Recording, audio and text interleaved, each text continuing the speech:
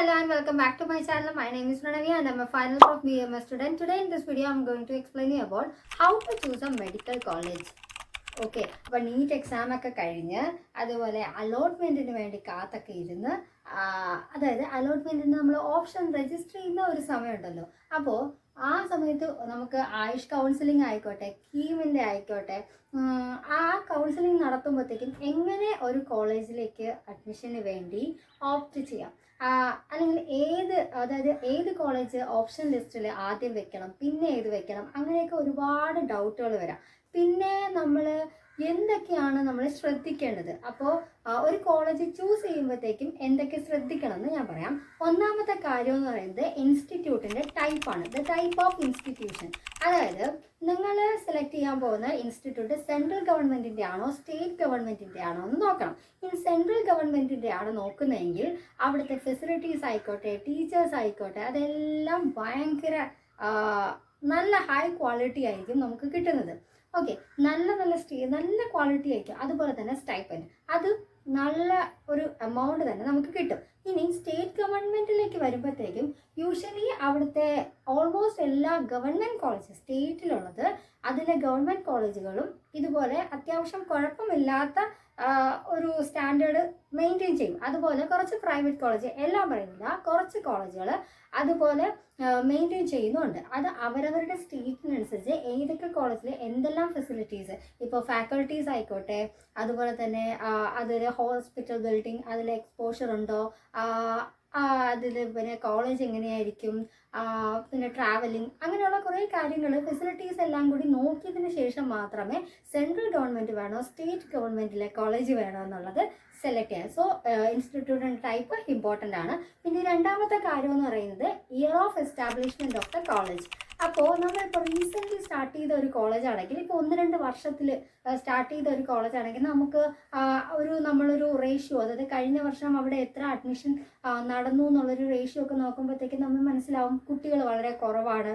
പിന്നെ അവിടെ ഫാക്കൽറ്റീസ് ഒന്നും ചിലപ്പോൾ അത്ര എസ്റ്റാബ്ലിഷ് ആയിട്ടുള്ള ആൾക്കാരൊന്നും ആയില്ല, ഫെസിലിറ്റീസ് കുറവായിരിക്കും, ചിലപ്പോൾ കോളേജിൽ തന്നെ ഹോസ്റ്റൽ ഫെസിലിറ്റീസും വളരെ കുറവായിരിക്കും. പക്ഷെ നമ്മളൊരു 10-12 അല്ലെങ്കിൽ ഒരു 20 വർഷം പഴക്കമുള്ള അത്രയും ഒരു ഓൾഡ് കോളേജാണ് നമ്മൾ സെലക്ട് ചെയ്യുന്നതെങ്കിൽ അവിടുത്തെ ഫെസിലിറ്റീസ് നല്ലതായിരിക്കും, ഇമ്പോർട്ടൻ്റ് ആയിട്ട് ക്വാളിറ്റി ഓഫ് എഡ്യൂക്കേഷൻ നല്ലതായിരിക്കും, അതുപോലെ തന്നെ റെപ്യൂട്ടേഷനും കൂടുതലായിരിക്കും. അവിടെ വർക്ക് ചെയ്യുന്ന അല്ലെങ്കിൽ പഠിപ്പിക്കാൻ വരുന്ന അധ്യാപകർ വളരെ റെപ്യൂട്ടഡ് ആയിട്ടുള്ളവരായിരിക്കും. അപ്പോൾ അതുപോലെ എസ്റ്റാബ്ലിഷ്മെൻറ്റ് നമ്മൾ നോക്കിയേ മതിയാകും. ഇനി അടുത്തത് ലൊക്കേഷൻ ഓഫ് ദ കോളേജ്. അതായത് നമ്മൾ ലൊക്കേറ്റ് ചെയ്തിരിക്കുന്ന ഏരിയ അത് നോക്കണം. കാരണം എന്ന് വെച്ചാൽ ഇപ്പോൾ ചില ആൾക്കാർ സിറ്റിക്കുള്ളിലുള്ള കോളേജ്, സിറ്റിയിൽ തന്നെ ഉള്ള കോളേജ് സെലക്ട് ചെയ്യും. ചിലരെന്ന് പറയുന്നത് കുറച്ചുകൂടെ ഉള്ളിലോട്ട് ഉള്ളിലേക്കുള്ള കോളേജായിരിക്കും എടുക്കുന്നത്. അപ്പോൾ സിറ്റിയുടെ ഒത്ത സെൻട്രലിൽ പോകണമെന്നല്ല. അപ്പോൾ അവിടെ നിൽക്കുമ്പോഴത്തേക്ക് നമുക്ക് ട്രാവലിംഗ്, അതുപോലെ തന്നെ ബസ് ആയിക്കോട്ടെ, ട്രെയിൻ ആയിക്കോട്ടെ, ഈവൻ ഫ്ലൈറ്റ് ആയിക്കോട്ടെ, അതിൻ്റെയൊക്കെ അവൈലബിലിറ്റിയൊക്കെ എളുപ്പമായിരിക്കണം. അവിടേക്ക് പോകാൻ പറ്റണം. പിന്നെ ഒരു ഗ്രോസറി ഷോപ്പ്, അതിൽ തന്നെ ഷോപ്പിംഗ് മോള്, അതുപോലെ തന്നെ ഇപ്പോൾ ബ്യൂട്ടി പാർലറിലൊക്കെ പോകുന്നവരാണെങ്കിൽ അങ്ങനെയൊക്കെയുള്ള ബേസിക്സ് ഒക്കെ ഉണ്ടല്ലോ, ഒരു ഷോപ്പിംഗ്, ഇപ്പോൾ ടെക്സ്റ്റൈൽസ്, അങ്ങനെ ബേസിക്സ് ആയിട്ടുള്ള നീഡ്സൊക്കെ കിട്ടുന്ന ഒരു സ്ഥലമായിരിക്കണം. അല്ലെങ്കിൽ പെട്ടെന്നൊരു ഹോസ്പിറ്റൽ ഇഷ്യൂ വന്നോ അപ്പോഴത്തേക്ക് പെട്ടെന്ന് പോകാൻ പറ്റുന്ന അങ്ങനെയുള്ള സ്ഥലങ്ങൾ മാത്രം ചൂസ് ചെയ്യുക. വളരെ ഉള്ളിലോട്ടൊക്കെ എടുക്കുമ്പോഴത്തേക്കും കാം ആൻഡ് ക്വയറ്റ് ആയിരിക്കും, പക്ഷേ ഈ ഫെസിലിറ്റീസ് കുറയുമ്പോഴത്തേക്കും ചില കാര്യങ്ങളൊക്കെ നമുക്ക് നഷ്ടപ്പെടും. അപ്പോൾ പെട്ടെന്ന് ചില ഇമ്മീഡിയറ്റ് എമർജൻസി കേസുകൾ വരുമ്പോഴത്തേക്ക് നമുക്ക് പെട്ടെന്ന് എത്താൻ പറ്റണം എന്നൊന്നുമില്ല. അപ്പോൾ അതുകൊണ്ട് ലൊക്കേഷൻ വളരെ ഇമ്പോർട്ടൻ്റ് ആണ്. പിന്നെ പേഷ്യൻറ്റിൻ്റെ ലോഡ്. അപ്പോൾ നമ്മളൊരു കോളേജിനെ കുറിച്ച് അന്വേഷിക്കുമ്പോഴത്തേക്ക് അവിടുത്തെ ഹോസ്പിറ്റൽ ഫെസിലിറ്റീസിനെ കുറിച്ച് നോക്കണം. ഇപ്പോൾ ഒരു പഴയ ഒരുപാട് വർഷങ്ങളായിട്ട് പ്രവർത്തിക്കുന്ന കോളേജാണെങ്കിൽ അല്ലെങ്കിൽ ഹോസ്പിറ്റലാണെങ്കിൽ അവിടെ ഒരുപാട് പേഷ്യൻറ്റിൻ്റെ ലോഡ് കൂടുതലായിരിക്കും. അപ്പോൾ പിന്നെ ഒരുപാട് തരത്തിലുള്ള കേസസ് ഒക്കെ നമുക്ക് കാണാനും പഠിക്കാനും അവരുമായിട്ട് ഇൻട്രാക്ട് ചെയ്യാനും ഒക്കെ പറ്റും. ഇൻ കേസ് ഒരു ഫ്രഷ് ആയിട്ടുള്ള ഒരു കോളേജ് ആണെങ്കിൽ ഫെസിലിറ്റീസ് കുറവാകുന്നത് പോലെ തന്നെ പേഷ്യൻസും കുറവായിരിക്കും. അതുപോലെ തന്നെ ആർക്കും അങ്ങനെ ഇപ്പം നമ്മൾ ഹോസ്പിറ്റലുകൾ ഡോക്ടറിൻ്റെ അടുത്ത് പോകാനാണെങ്കിൽ നല്ല പ്രായമുള്ള ഡോക്ടർമാരുടെ അടുത്തല്ലേ നമ്മൾ കാണാൻ പോകത്തുള്ളൂ. ചെറുപ്പക്കാരായിട്ടുള്ള ജസ്റ്റ് ഇപ്പോൾ MBBS കഴിഞ്ഞിറങ്ങിയ ഒരാളുടെ അടുത്ത് ട്രീറ്റ് ചെയ്യാൻ നമ്മൾ പോകില്ലല്ലോ. അപ്പം നമ്മൾ നമ്മുടെ കഴിവ് കാണിച്ചാൽ മാത്രമല്ലേ അവർ നമുക്ക് അങ്ങോട്ടേക്ക് അപ്രോച്ച് ചെയ്യാൻ പറ്റുള്ളൂ. അപ്പോൾ അതുപോലെ തന്നെയാണ് പേഷ്യൻറ്റിൽ ലോഡ് നോക്കണം. ഒരുപാട് പേഷ്യൻ്റ് ഉണ്ടെങ്കിൽ നമുക്ക് അത്രയും എക്സ്പോഷർ കൂടെ കിട്ടും. അപ്പോൾ ക്ലിനിക്കലി ആയിക്കോട്ടെ, ഒരുപാട് ഡിസീസ് കാണാനും പഠിക്കാനും ഒക്കെ കിട്ടും. അതുപോലെ തന്നെ ഒരുപാട് എക്സ്പോഷർ കിട്ടുക മാത്രമല്ല നമ്മുടെ സ്കില്ലും ഡെവലപ്പ് ആവുക അങ്ങനെ. പിന്നെ അടുത്തതെന്ന് പറയുമ്പോഴത്തേക്കും ഡൈവേഴ്സിറ്റി ഓഫ് ദ കോളേജ് എന്ന് പറയുമ്പോൾ ഇപ്പോൾ നമ്മൾ സൗത്ത് ഇന്ത്യൻ ആണ്, നമ്മൾ നോർത്ത് ഇന്ത്യയിൽ പോയി അഡ്മിഷൻ എടുത്തു. അപ്പോൾ നമുക്ക് വരാനുള്ള മെയിൻ ആയിട്ടുള്ള പ്രോബ്ലം ഫുഡ്. അപ്പോൾ യൂഷ്വലി നമ്മുടെ ഫുഡ് എന്നൊക്കെ പറയുമ്പോഴത്തേക്ക് കോക്കനട്ട് ഓയിലായിരിക്കും നമ്മൾ ഉണ്ടാക്കുന്നത്. അപ്പോൾ അവരെന്ന് പറയുമ്പോഴത്തേക്ക് കടുകെണ്ണയിലൊക്കെ ആയിരിക്കും ഉണ്ടാക്കുന്നത്. അപ്പോൾ അങ്ങനെ വരുമ്പോഴത്തേക്ക് നമുക്ക് ഡൈജഷൻ്റെ പ്രോബ്ലം വരും. പിന്നെ അവിടുത്തെ ക്ലൈമറ്റ് പറ്റില്ല, വാട്ടർ പറ്റില്ല. അപ്പോൾ പിന്നെ അവിടുത്തെ ടൈമിങ് ചിലപ്പോൾ ആ കോളേജിൻ്റെയോ അല്ലെങ്കിൽ ഹോസ്റ്റലിൻ്റെയോ ഒക്കെ ടൈമിങ് ഒക്കെ നമുക്ക് ഇഷ്യൂസൊക്കെ ഉണ്ടാവാൻ സാധ്യത ഉണ്ട്. അപ്പോൾ ഡൈവേഴ്സിറ്റി, അവിടുത്തെ ഹാബിറ്റാറ്റ്, നമ്മൾ ഈ ദ്രവ്യത്തിൽ പഠിക്കുമല്ലോ, ഹാബിറ്റ് ആൻഡ് ഹാബിറ്റാറ്റ്. അപ്പോൾ അതെല്ലാം നോക്കണം. അവിടുത്തെ ക്ലൈമറ്റ് എങ്ങനെയാണ്, ട്രാവലിംഗ് എങ്ങനെയാണ്, അതുപോലെ തന്നെ ഫീസ് സ്ട്രക്ചർ എങ്ങനെയാണ്, അതെല്ലാം കൂടി നോക്കണം. അപ്പോൾ ഡൈവേഴ്സിറ്റി നമ്മളുമായിട്ട് ഒത്തു പോകുന്നുണ്ടോ? സൗത്ത് ഇന്ത്യൻസിന് സൗത്ത് ഇന്ത്യ മതിയല്ല, നമുക്ക് ഓപ്ഷൻ ഉണ്ടല്ലോ, സെലക്ട് ചെയ്യാനുള്ള ഓപ്ഷൻസ് ഒരുപാടുണ്ട്. അത് നമ്മൾ ചൂസ് ചെയ്യണം. ഇപ്പം നമുക്ക് കുഴപ്പമില്ല, ഇത് ഒരു എക്സ്പ്ലോർ ചെയ്യാൻ താല്പര്യമുണ്ടെങ്കിൽ സൗത്ത് ഇന്ത്യക്കാരൻ നോർത്തിലും പോവാം, നോർത്ത് ഇന്ത്യയിലുള്ളവർക്ക് ഇങ്ങോട്ട് വരാം, നോ പ്രോബ്ലം. അത് ഡിപ്പെൻഡ് അപ്പോൺ യു.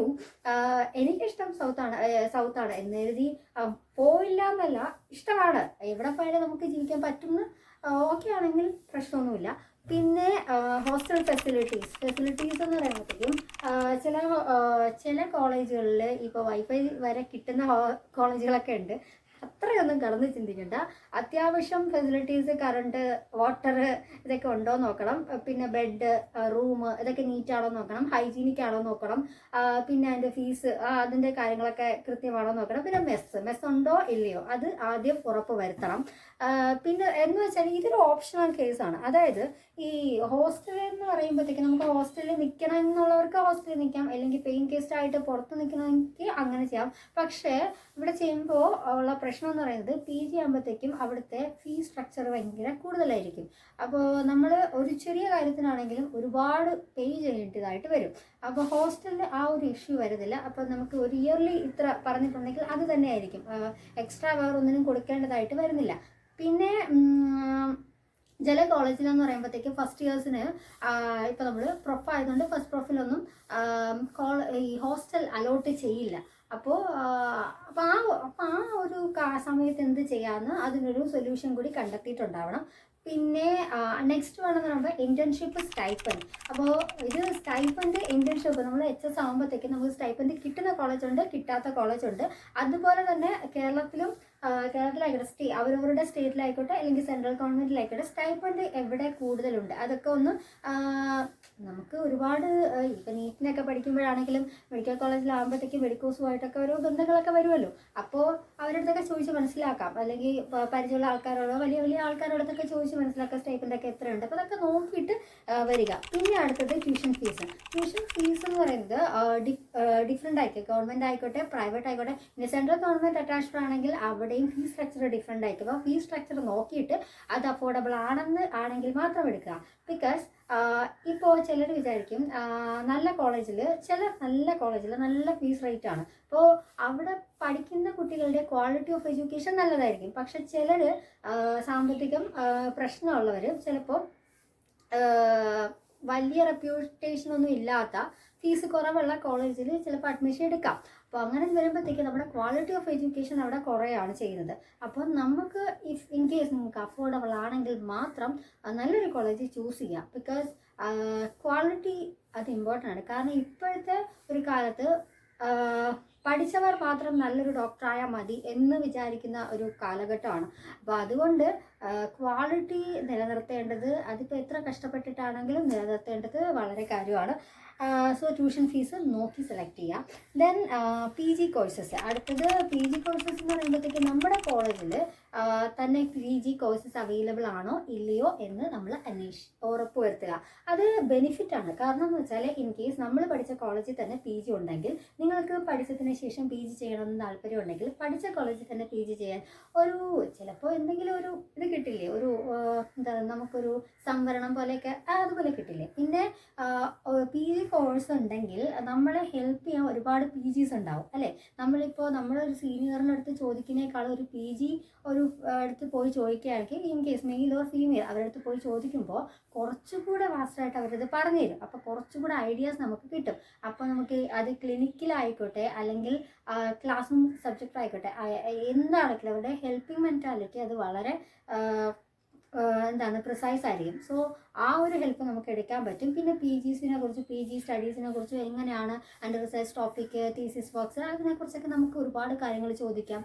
അപ്പോൾ ഒരു ബോണ്ട് ഉണ്ടാക്കിയെടുക്കാൻ നമുക്ക് പറ്റും. സോ അപ്പോൾ that's it for the video. I hope you like the video. If you like it please subscribe and comment and see you on next time. Tata, bye bye.